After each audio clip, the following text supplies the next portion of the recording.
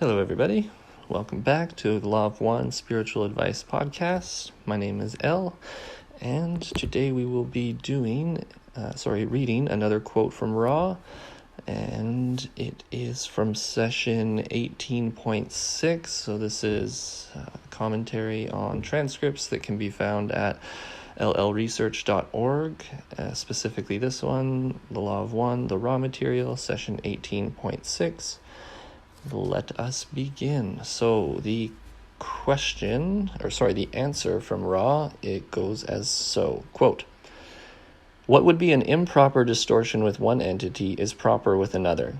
We can suggest an attempt to become aware of the other self as self, and thus do that action which is needed by other self, understanding from the other self's intelligence and awareness. Ra, the Law of One. End of quote. So with that, we're speaking about service and, the best way to serve. So what is the best way to serve other selves, and how do we mentally put ourselves in their shoes? A few extra quotes come to mind. One would be from Ra, which states that the radiation of realization of union with the Creator is what serves other selves best. The second quote which comes to my mind is from Quo, which mentions to set your intentions to serve, and you shall serve beyond your wildest dreams. So if you're interested in the specific Ra quote I'm thinking of, it's from session 17.2. Questioner asks this: is it possible to help any entity to reach fourth density level in these last days? Ra answers, quote, I am Ra. It is impossible to help another being directly. It is only possible to make catalyst available in whatever form, the most important being the radiation of realization of oneness with the Creator from the self, less important being information such as we share with you. End of quote.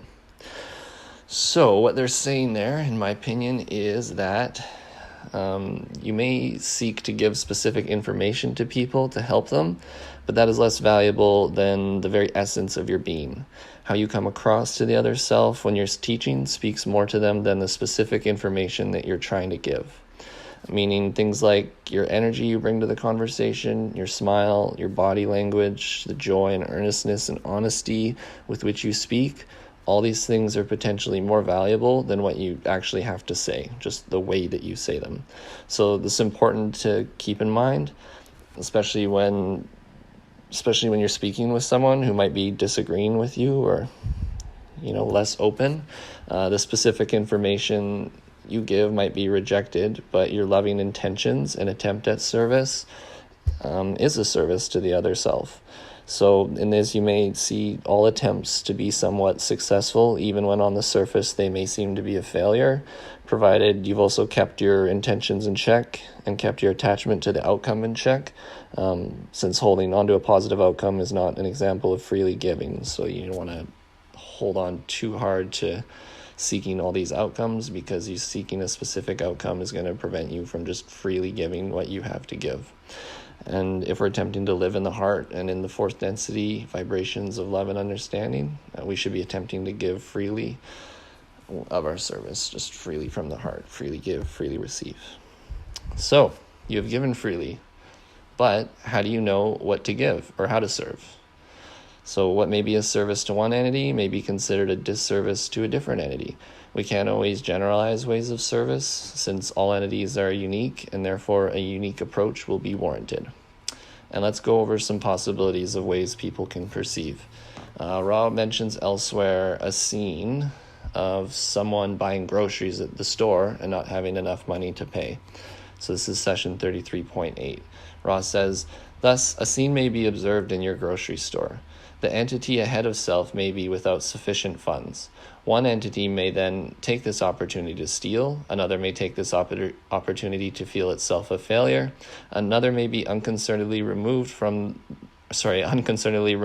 the least necessary items, pay for what it can, and go about its business. The one behind the self, observing, may feel compassion, may feel insult because of standing next to a poverty-stricken person, may feel generosity, may feel indifference. End of quote. So you can see there's many ways to perceive and many ways to act. In the mentioned scenario, you have to be both the person with no money and the person stuck behind that person waiting to pay.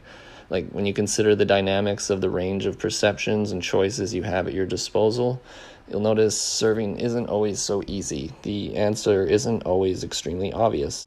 It can be difficult to ascertain what someone else is thinking and offer them what you feel serves best. Also, to consider what serves someone is not always the same as what someone wants. For example, you don't want to necessarily giving the drug addict more drugs isn't always a service, right? So you have to use your heart and your wisdom to figure out what it is that will serve this other person. And what serves is generally what is best for the individual. The issue is you don't always get to force someone to accept your particular mode of service and what you think is best for them. You get to freely offer it, and the other person may accept or reject your service, but free will is the ultimate rule at play here. If you don't step over the boundary of free will, you'll find it easier on yourself and less draining when you're attempting to serve. The more you step over the lines of free will, I'd suggest the more karmically involved you're becoming with the person, in which your influence on their choice is somewhat tied to you now. So if what you give is freely given and only worked with when accepted by the other, this is a safer way to keep your metaphysical body energetically healthy and protected. Ultimately, if you do set your intention to serve, and you set that intention daily, wink, wink, this is what meditation does, it realigns your focus, then your day will often fall into place in a certain way where service presents itself. It may not be grand service, it might be small, but to serve one is to serve all. So be happy in the smallest service, since the Creator doesn't measure service in quantity, but in quality and intention. And as your intention to serve becomes more and more pure each day, so will the opportunities and the magic that arise in the same proportion. This is because, Ra mentions the heart is the springboard to the higher centers, the higher chakras. As we seek to serve, life increases in magic and joy. I hope this day brings you joy and you get to experience some level of magic.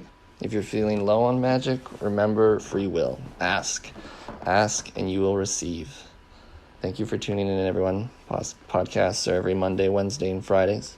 Thanks for the love and support. Remember to subscribe and join my Patreon if you can. Have a great day. Much love. Bye.